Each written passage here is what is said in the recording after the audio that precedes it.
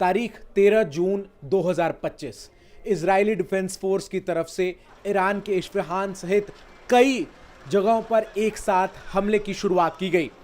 उसके कुछ देर बाद इजराइल के प्रधानमंत्री बेंजामिन नेतन्याहू सामने आते हैं और वो इजराइल की तरफ से किए गए हमलों की जानकारी देते हैं और ईरान के लोगों को कहते हैं कि ये हमला ईरान के लोगों के खिलाफ युद्ध नहीं है, बल्कि ईरान हम पर लगातार जहां से हमले की रणनीति बनाता है उन तमाम ठिकानों को टारगेट किया गया पिन पॉइंटेड स्ट्राइक है। इसके ठीक महज 12 से 13 घंटे बाद देर शाम तेल अवीव सहित इजराइल के कई प्रमुख शहरों पर ईरान की तरफ से 150 के करीब बैलिस्टिक मिसाइल दागे जाते हैं, जिनमें से कई मिसाइल तेल अवीव के अलग अलग सैन्य ठिकानों पर भी गिरे हैं और तेल अवीव में रिहायशी इलाकों पर भी गिरे हैं, कुछ डिफेंस हेडक्वार्टर्स के आसपास गिरे हैं।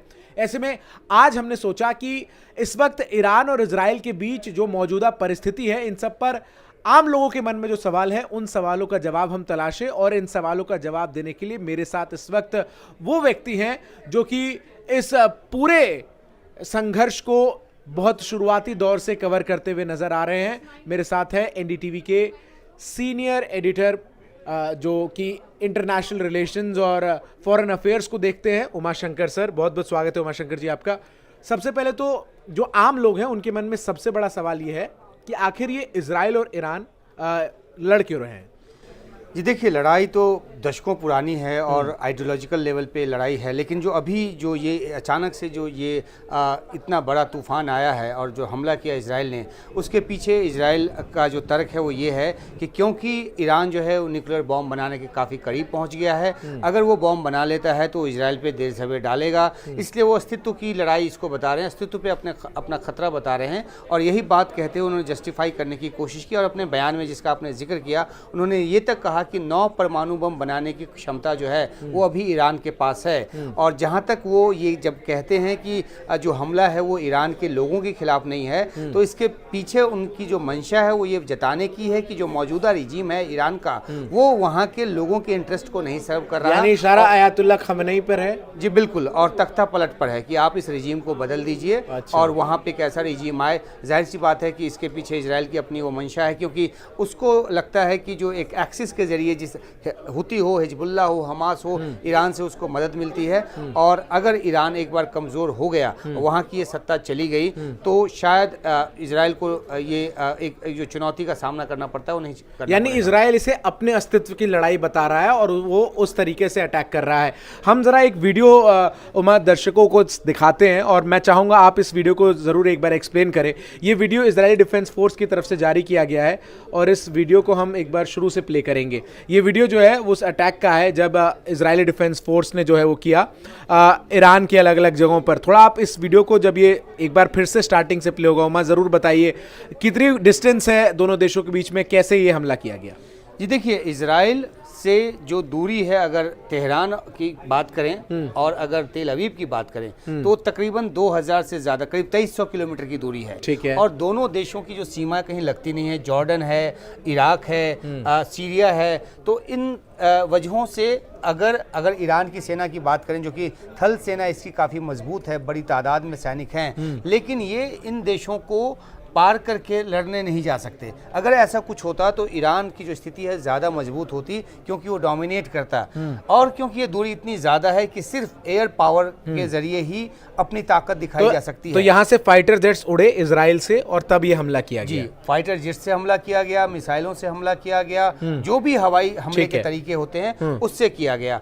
और जो अगर ईरान की बात करें, वो जब हमले कर रहा है तो उसके हमलों को इंटरसेप्ट करने के लिए जॉर्डन में भी जो बंदोबस्त है वो किया गया है, पहले भी किया था। और इसलिए ईरान की तरफ से ये बयान भी दिया गया है कि जो भी देश इजराइल की मदद करने के लिए आ रहे हैं वो सब ईरान के जो हैं दुश्मन हैं। ये तेहरान हो गया जो कि कैपिटल है ईरान की, और यहाँ पर भी कई मिसाइल्स जो हैं वो इजराइल की तरफ से जो अटैक किया गया वो गिरे हैं। ये अलग अलग वो पॉइंट्स हैं, ठिकाने हैं जहाँ पर जो इजराइल का दावा है कि यहाँ पर सीनियर मिलिट्री कमांडो जो रहते थे उनको अटैक किया गया है। जी बिल्कुल, और इसके पीछे का जो मकसद है वो ये है कि क्योंकि उसको कहना, उसका जो इजराइल है उसका कहना है कि हमें ईरान को परमाणु बम नहीं बनाने देना है और वो परमाणु बम बनाने के काबिल न रहे, इस मकसद से हमले किए गए। तो उसमें न्यूक्लियर साइट्स के अलावा उन लोगों को निशाना बनाया गया जो या तो परमाणु वैज्ञानिक थे या फिर IGRC में वो उच्च पदों पर थे, ताकि जो पूरा का पूरा जो योजना है, जो परियोजना है परमाणु बम बनाने की, वो बिल्कुल खत्म हो जाए, उसकी कोई संभावना ही न बचे। यानी वो जो टॉप मिलिट्री चेन कमांड है जिसमें 1 2 3 4 5 6 ये नाम हम दर्शकों को दिखा रहे हैं, इनको जो है इजराइल ने हमले में मार गिराया है। इसके अलावा जैसा कि उन्होंने बताया भी कि कुछ न्यूक्लियर साइंटिस्ट भी हैं, उनको भी इजराइल की तरफ से मारने का दावा किया गया। अब ये सवाल ये है कि जब हमला हुआ तो उसके बाद से ईरान में बड़ी संख्या में लोग सड़कों पर निकल कर आए, वो भी तस्वीरें जो है सामने आई। और फिर कल रात की बात है, वो एक तस्वीर है जो हम दर्शकों को दिखाएंगे। बहरहाल ये तस्वीर है, ये कहाँ की तस्वीरें हैं जरा मैं चाहूंगा उमा आप एक एक करके बताएं। ये तेल अवीव की तस्वीरें हैं और ये तस्वीरें अपने आप में काफ़ी कुछ कहती हैं, क्योंकि मैं भी कई बार इजराइल गया हूँ, तेल अवीव में लंबे समय तक रहा हूँ, युद्ध को कवर किया है। जब हमास की तरफ से हमले हो रहे थे उस समय सैकड़ों की तादाद में एक साथ रॉकेट छोड़े जाते थे, लेकिन सारे रॉकेट जो है इंटरसेप्ट हो जाते थे, क्योंकि जो आयरन डोम नाम की जो सुरक्षा पद्धति है इजराइल की, वो काफ़ी कारगर थी, वो आज भी कारगर है। लेकिन जो तस्वीर है वो इस मायने में खास है क्योंकि ईरान ने जो एयर डिफेंस सिस्टम है इजराइल का, उसको भेद कर, और वो भी तेल अवीव जैसे शहर में जो इसकी सबसे बड़ा शहर है, वहाँ पे इस तरह का डिवास्टेशन कर दिया है। 3 लोगों की मौत की जानकारी आई है, एक दो दर्जन के आसपास घायल बताए गए हैं। तो ये अपने आप में बहुत एक आप कह सकते हैं कि धक्का पहुंचाने वाली इजराइल के मद्देनजर हम ये तस्वीर है। बार बार ये कहते हैं कि जो इजराइल का आयरन डोम है वो one of the most successful air defence system है, लेकिन कल जिस तरीके से ईरान की तरफ से हमला किया गया उसमें हमने देखा कि बहुत सारे रिहायशी इलाके हैं, उन पर जो है वो आयरन डोम उस तरीके से कारगर नहीं रहा जो बैलिस्टिक मिसाइल्स हैं उनको इंटरसेप्ट करने में। जी देखिए, इसके पीछे की एक बड़ी वजह ये भी है क्योंकि ईरान की जो रणनीति रही है वो ये रही है कि बैराज ऑफ जो मिसाइल्स है वो छोड़ा जाए, यानी एक साथ बहुत सारे मिसाइल छोड़ के बौछार की जाए, ताकि जो इजराइल का जो एयर डिफेंस सिस्टम है वो ड्राई अप हो जाए। अब एक साथ हर किसी जो सिस्टम होती है उसकी कुछ क्षमता होती है, तो अगर एक साथ बहुत सारा मिसाइल आएगा या ड्रोन आएगा तो कुछ ना कुछ इंटरसेप्ट होने से बचा रह जाएगा। और वैसे भी अगर आप आयरन डोम की बात करें तो बहुत कुछ कैलकुलेट करता है, हालांकि हर कैलकुलेशन के जरिए ये बात होनी चाहिए थी कि कोई भी मिसाइल कहीं पे गिरा है उसको रोका जाना चाहिए था, लेकिन वो नहीं रोक पाया। तो इसका मतलब ये है, और ये वो ऐतिहासिक तस्वीर बन गई है जो इस वक्त सोशल मीडिया समेत तमाम प्लेटफॉर्म्स पर वायरल है, जब कुछ मिसाइल्स जो हैं वो सीधा तेल अवीव में जाकर गिरी। एक चीज और उमा जो अब लोगों के मन में है कि अब आगे यहां से क्या होगा, क्योंकि जो स्थिति इस वक्त नजर आ रही है, क्या हम ये कह सकते हैं कि इजराइल और ईरान के बीच अब सीधा फेस टू फेस वॉर की तरफ ये पूरी परिस्थिति बढ़ती नजर आ रही है, या फिर दोनों देश इस बात को समझते हैं कि सीधे युद्ध में नुकसान बहुत ज्यादा होगा, इसलिए इसी तरीके के स्ट्राइक्स चलते रहेंगे?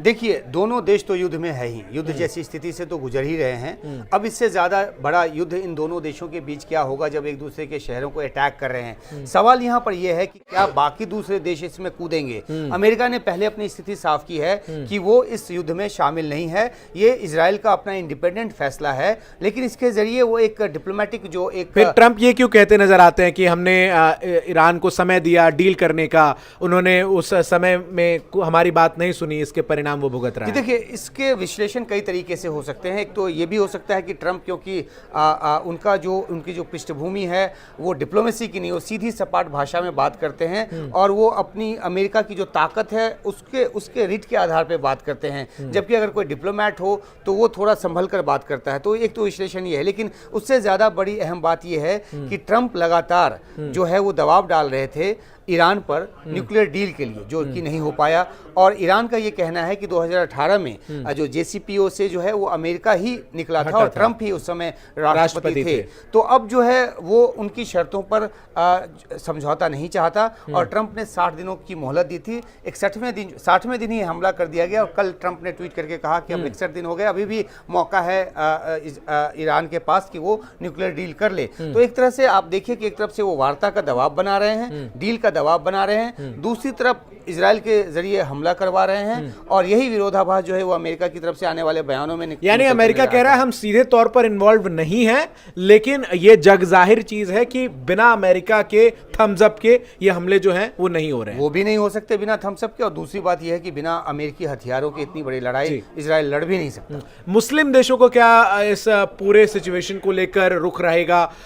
जो सऊदी है और भी अलग देश हैं, तुर्की हैं, ये सब किस तरीके से रिएक्ट कर रहे हैं? जॉर्डन सहित और भी जो देश हैं वो इस परिस्थिति को लेकर किस तरीके से इवैल्यूएट कर रहे हैं? सऊदी अरब हो, कतर हो, इन तमाम देशों ने जो है वो हमलों की निंदा की है और साफ तौर पे इसकी जो भर्त्सना है वो की है। लेकिन अहम बात यह है कि निंदा तो ये पहले भी करते रहे हैं। क्या कोई सैन्य तरीके से मदद के लिए साथ लड़ने के लिए आता है, जिसकी संभावना बिल्कुल ना के बराबर है, क्योंकि इन देशों के अपने इंटरेस्ट जो हैं वो अमेरिका के साथ हैं, व्यापारिक इंटरेस्ट हों या फिर इलाके में अपनी प्रभुसत्ता जमाने के लिए किस तरीके से वो अमेरिका के साथ चल सकते हैं या अमेरिका का साथ ले सकते हैं। वो भी ट्रंप के हालिया में हुए इस दौरे के बाद जो अभी वो जी बिल्कुल, आपने देखा कि किस तरीके से जो है वो सीरिया के नए शासक के साथ जाकर उन्होंने हाथ मिलाया और उनको भी अब्राहम एकॉर्ड में आने की जो एक दावत है, जो एक प्रस्ताव है वो पेश किया। हालांकि सऊदी अरब हो या सीरिया हो, वो पहले ये चाहता है कि जो टू नेशन सॉल्यूशन है उस पे बात आगे बढ़े, फिलिस्तीन कॉज पे बात आगे बढ़े, उसके बाद अब्राहम एकॉर्ड के में शामिल होने की बात की जाएगी या नहीं। मतलब आप ये कह रहे हैं कि मुस्लिम देश जो हैं ये इन हमलों की भर्त्सना निंदा कर रहे हैं, कोई भी एक्टिवली इसमें ईरान की मदद के लिए इन्वॉल्व नहीं होगा? हाँ, मैं ये सुझाव भी नहीं दे रहा हूं कि वो जाके शामिल हो जाएं। अच्छा। लेकिन जैसे अमेरिका इजराइल के साथ खड़ा है तो सिर्फ वो नैतिक समर्थन नहीं दे रहा, हाँ, वो हथियार से लेकर जवानों से बात नहीं कर रहा, हथियार से लेकर तमाम तरह की जो ताकत है उसको मुहैया करा रहा है। उसके बरक्स अगर देखें तो ईरान के साथ सहयोग दिखाने वाले जो देश हैं, मिडिल ईस्ट की बात अगर करें तो वो उस तरह से आगे आकर साथ देने की बात नहीं करते हैं। लेकिन ईरान को अब दो नए साथी जो हैं, हालांकि पुराने साथी उनके साथ रहे हैं, लेकिन जिस तरह के बयानों के जरिए उन्होंने अपना एक अपनी जो मंशा दिखाई है वो है चीन और रूस। और चीन का जो आर्थिक एक संबंध है वो ईरान के साथ मजबूत है। ईरान के ऑयल का, क्योंकि उस पर अमेरिका ने प्रतिबंध लगा रखा है, फिर भी 90% हिस्सा जो है वो चीन खरीद रहा है। और दूसरी तरफ क्योंकि यूक्रेन वॉर में फंसा हुआ है रूस, तो रूस के तेल का भी बड़ा हिस्सा जो है वो चीन खरीद रहा है, क्योंकि उसको एनर्जी की बहुत ज्यादा जरूरत है। तो ये जो एक ट्रायंगल बन रहा है जिसमें तीनों के व्यापारिक जो हित है, रणनीतिक हित हैं, वो सद रहे हैं, तो एक नया जो है, नया नहीं भी बोलेंगे, लेकिन जो अलाइनमेंट है वो ज्यादा इस बाबत चिंता पैदा करती है कि उधर जो अलाइनमेंट है उसके बरक्स अगर ये खड़ा हो गया तो फिर ये युद्ध जो है वो बहुत भयावह और बहुत ही लंबा खिंच जाएगा। कल जो सिक्योरिटी काउंसिल की बैठक हुई उसमें क्या कुछ हुआ? उसमें दोनों देशों ने अपनी अपनी बातें रखी और दोनों देशों ने, इजराइल ने कहा कि उसके जो हमले का मकसद है वो उसने बताया। ईरान की तरफ से कहा गया कि ये जो है बिल्कुल ईरान की जो संप्रभुता है उस पर हमला है और इसको बर्दाश्त नहीं किया जा सकता, और तमाम जो डिटेल्स हैं। मैंने ये सवाल इसलिए पूछा हूँ क्योंकि जो तमाम ये अंतर्राष्ट्रीय संगठन है, बार बार अब सवाल ये उठते हैं कि क्या इनकी प्रासंगिकता जो है वो आज के दौर में बची है? कोई प्रासंगिकता नहीं है, ये सिर्फ और सिर्फ एक आप कह सकते हैं डिप्लोमेटिक एज लेने की बात है, क्योंकि ये कहते हैं ना, नख बयानबाजियों का वहाँ एक फोरम बन चुका है, नाखून और दांत विहीन, जो दंत और नख दंत विहीन संस्थाएं हैं, बॉडीज विदाउट पावर, जिसको लेकर भारत जो है वो हमेशा जो है इसके सुधार की बात करता रहा है। कहता रहा है कि द्वितीय विश्व युद्ध के बाद का जो वर्ल्ड ऑर्डर था उसके मद्देनजर ये सब व्यवस्था बनाई गई थी, तो इनके पास कोई इम्प्लीमेंटेशन का अख्तियार नहीं है। चाहे बातें जितनी करवा लीजिए और वहां पर सब जाकर अपनी बातें रखें, उसका अपना एक डिप्लोमेटिक वैल्यू हो सकता है। आपने भारत का जिक्र किया, सवाल अब सबके मन में यही है कि भारत का इन परिस्थितियों में क्या स्टैंड है, क्योंकि एक तरफ कल खबर आई कि जो बेंजामिन नेतन्याहू है उनकी प्रधानमंत्री नरेंद्र मोदी से मुलाकात हुई, दूसरी तरफ विदेश मंत्री एस जयशंकर ने सोशल मीडिया प्लेटफॉर्म एक्स पर जानकारी दी कि उनकी ईरान के विदेश मंत्री से बातचीत हुई है। ये देखिए, भारत जो है वो अपना रुख लेकर साफ तौर पे चलता रहा है, चाहे यूक्रेन और रूस युद्ध हो। भारत ने जो है वो कहा कि ये युद्ध का काल नहीं है, प्रधानमंत्री मोदी ने कहा, और ये भी कि डायलॉग और डिप्लोमेसी ही एकमात्र जरिया है। अब जो है भारत ने इस मामले में भी ईरान पर जो इजराइल का हमला हुआ है उसके सीधे शब्दों में भर्त्सना नहीं की है, निंदा नहीं की है, लेकिन जो विदेश मंत्री ने बात की ईरान के विदेश मंत्री से, तो साफ तौर पे कहा कि जिस तरह की चीज़ें डेवलप हुई हैं वो चिंता की बात है और दोनों ही देशों को चाहिए कि वो डायलॉग डिप्लोमेसी के जरिए मामले को सुलझाए। अब इसके जरिए भारत क्या हासिल करना चाहता है? भारत के इजराइल के साथ जो हाल के वर्षों में संबंध हैं बहुत तेजी से आगे बढ़े हैं, और खासतौर पे प्रधानमंत्री मोदी के सत्ता में आने के बाद और जिस तरह से उनका दौरा वहां पर हुआ, तो ये एक जो रिश्ता बना है जो स्ट्रेटेजिक लेवल का है। और दूसरी तरफ ईरान के साथ भारत के परंपरागत रिश्ते रहे हैं, दशकों पुराने रहे हैं। जब तक ईरान के तेल पे अमेरिका का प्रतिबंध नहीं लगा, काफ़ी बड़ी मात्रा में जो तेल है वो ईरान से भारत लेता रहा। तो एक ऐसी सिचुएशन में जब एससीओ, जिसका कि भारत मेंबर है और जिसको कि चाइना ने एक तरह से हाईजैक किया हुआ है, उससे अलग से एक बयान जारी कर दिया गया जिसमें कि इजराइल के हमले की निंदा कर दी गई और कहा गया कि ये संप्रभुता पर हमला है। भारत ने इस बात से अपने आप को डिस्टेंस किया और कहा कि उस बैठक में शामिल नहीं था भारत, जिसके बाद ये बयान जारी किया गया, और ये भी कि भारत अपना रुख जो है पहले साफ कर चुका है और एससीओ मेंबर्स को बता चुका है। तो भारत अपना एक तटस्थ जो एक पॉलिसी है वो लेकर इस मामले में भी चलता नजर आ रहा है। प्रधानमंत्री जा रहे हैं G7 समिट में कनाडा। आपको लग रहा है ये जो G7 समिट है इस वक्त, इसमें सबसे ज्यादा चर्चा इसी मुद्दे की होनी है? जी देखिए, क्योंकि एक ज्वलंत एक मुद्दा ये बना हुआ है और ये सिर्फ युद्ध की बात नहीं, इसके जरिए जो है अर्थव्यवस्था जो है वो पूरी तरह से चरमराती है। जो G7 है, बड़ी अर्थव्यवस्थाओं वाला देश का जो एक संगठन है वो है। तो अगर ये युद्ध भड़कता है आगे तो उसका खामियाजा दुनिया के तमाम देशों को उठाना पड़ेगा। जो समुद्र का जो रास्ता है वो लंबा होगा, बहुत तरह की बातें हैं जिसका जो आर्थिक खामियाजा है वो दुनिया के देशों को उठाना पड़ेगा। तो ये तो केंद्र बिंदु में जरूर रहेगा वहाँ पर बातचीत में। अब जो अगले कुछ दिन हैं, 1 से 2 दिन, और आज क्योंकि अभी से कुछ देर पहले ईरान की तरफ से जो है ये संदेश भी जो है वो आया है, इन द कमिंग, मैं एक संदेश दिखाता हूँ, in the coming hours keep an I on live broadcast. ये 2 घंटे पहले का जो है वो ट्वीट है। ईरान के अलग अलग जो सोशल मीडिया प्लेटफॉर्म्स हैं उनके हैंडल से एक नैरेटिव भी जो बिल्ड करने की कोशिश की जाती है। तो आपको लग रहा है आज फिर रात में शाम के वक्त जो है एक और हमला जो है वो होगा? देखिए, ये हमला प्रति हमला का जो सिलसिला है वो चलता रहेगा, लेकिन जो अहम बात है वो ये है कि इस तरह के बयानात जो हैं वो ईरान की तरफ से जो है वो बहुत ज़्यादा आ रहे हैं। और इसलिए कई बार ये भी कहा जाता है कि ईरान कहता बहुत ज़्यादा कुछ है लेकिन करने की कुव्वत उसमें बहुत ज़्यादा है नहीं। लेकिन कल जो जिस तरह का हमला तेल अवीव पर हुआ उससे थोड़ा वो नैरेटिव बदला है। आज तो यहाँ तक ईरान की तरफ से जानकारी दे दी गई कि अगली बार खैबर जो उनके पास मिसाइल है वो उससे हमला करेंगे, और वो 2000 किलोमीटर की रेंज का मिसाइल है, 1500 किलो तक का जो वो विस्फोटक है वो लेकर जा सकता है। तो ये एक इनकी अपनी एक रणनीति, हालांकि सैन्य रणनीति कभी ये नहीं बताती कि आप किस हथियार से कब हमला करने जा रहे हैं, वो बात बताएं। तो इनकी अपनी एक रणनीति हो सकती है, इसके जरिए वो दबाव बनाना चाहते हो कि हम इस हद तक जाएंगे ताकि उस दबाव में हो सकता है इनको लगता हो कि उस दबाव में जो है वो इजराइल अपने हमले रोके और आगे ना बढ़े। मैं एक आखिरी सवाल आपसे जानना चाहूंगा जो इस वक्त मुझे लग रहा है कमोबेश सबके मन में होगा कि ट्रंप के राष्ट्रपति बनने के बाद से जो पूरा वर्ल्ड ऑर्डर एक बदलता हुआ नजर आया है, जिसमें राष्ट्रपति चुनाव से पहले ट्रंप के ये दावे कि मैं आऊंगा तो शांति ला दूंगा, मैं आऊंगा तो युद्ध रुकवा दूंगा तमाम जगहों पर, लेकिन उन प्रयासों में उनकी विफलता और उसके बाद जो एक ट्रेड को एक अलग हथियार के तौर पर इस्तेमाल करते हुए देशों को धमकाते हुए नजर आते हैं,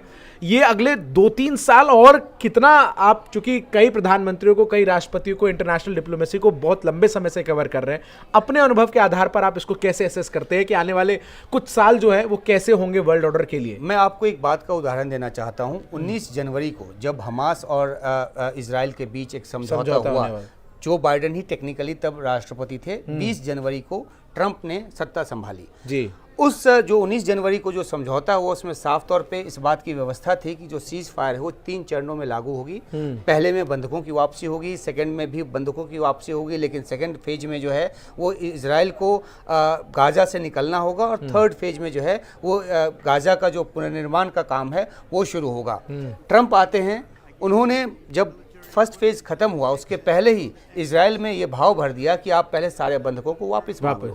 और उसी पर जिद पर अड़के इजराइल ने जो है बंधक मांगने शुरू किए, हमास ने दिए नहीं, सेकेंड फेज में जो है टूट गया नहीं, और उसके बाद से फिर गाजा पर जो इजराइल के हमले हैं वो जारी हैं और वहाँ पे लोगों की जान अभी भी जा रही है। तो इस उदाहरण के जरिए मैं आपको ये बताना चाहता हूँ कि बेशक इन्होंने कहा हो कि हम शांति की बात करते हैं और शांति ले आएंगे, लेकिन एक शांत होते हुए मामले को भी उन्होंने और ज्यादा उलझा दिया। आते हैं अगर यूक्रेन, यही रूस यूक्रेन में हुआ, करेक्ट, रूस यूक्रेन युद्ध पर, तो उन्होंने एक टैरिफ के जरिए या फिर या अर्थ में जो रेयर अर्थ है, रेयर अर्थ मिनरल्स, उसके जरिए उन्होंने एक व्यापारी की तरह तराजू लेकर और वो जेलेंस्की को बुलाकर बेइज्जती कर करना, उसके बाद फिर अब पुतिन को क्रेजी कहना, तो उनका जो है वो कोई एक स्थिर जो नीति है उस पर चलते नजर नहीं आ रहे हैं। उनको लगता है कि जहां से भी कुछ मौका मिले व्यापार का या फिर क्रेडिट का, और क्रेडिट का मौका उन्होंने लिया भारत पाकिस्तान के मामले में। जैसे डीजीएमओ स्तर के बीच की बातचीत के बाद, द्विपक्षीय बातचीत के बाद ये मामला जो है वो शांत हुआ। आगे बढ़कर ट्वीट करके उन्होंने कहा कि हमने वो इसके पीछे का जो मनोभाव है उनको पढ़ने की जरूरत है, क्योंकि उनको इच्छित कामयाबी यूक्रेन रूस फ्रंट पे नहीं मिल पाई, तो अपने लिए कामयाबी तलाश और वो जो एक वर्ल्ड लेवल पर पीस लाने का एस्पिरेशन है, जिसमें वो ओबामा के उस नोबेल पीस प्राइज को चाह रहे हैं कि एक राष्ट्रपति के तौर पर मुझे भी मिल जाए, उन सब के बीच चाइना के साथ जिस तरीके से अब ट्रेड को लेकर दोबारा नेगोशिएट करते हुए वो नजर आ रहे हैं, तो कहीं ना कहीं करते हैं, फिर कहते हैं चाइना उस डील को मान नहीं रहा, फिर उसके बाद तनाजे बढ़ते हैं। तो वो एक बहुत ही एक अस्थिर पॉलिसी लेकर चल रहे हैं, और उनकी जो पॉलिसी है वो पोस्ट से डिसाइड होती है, ऐसा लगता है। ट्रूथ सोशल को आगे बढ़ाने के लिए भी लगता है वो कई बार बहुत सारी चीजें लिखते हैं। तो फिलहाल उमाशंकर सिंह ने हमें जानकारी दी कि आखिर किस तरीके से वर्तमान परिस्थिति है। ऐसे में देखना अहम होगा कि अगले 1 से 2 दिनों में ये जो मिडिल ईस्ट में तनाव है इजराइल और ईरान के बीच, ये आगे कैसे एस्केलेट होता है, और दुनिया के अलग अलग देश इस पर किस प्रकार से स्टैंड लेते हुए क्या इसको थामने का प्रयास करते हैं या फिर आग में घी डालने का काम करते हैं। फिलहाल आप सभी का एनडीटीवी इंडिया के इस डिजिटल प्लेटफॉर्म पर हमारे साथ जुड़ने के लिए बहुत बहुत शुक्रिया।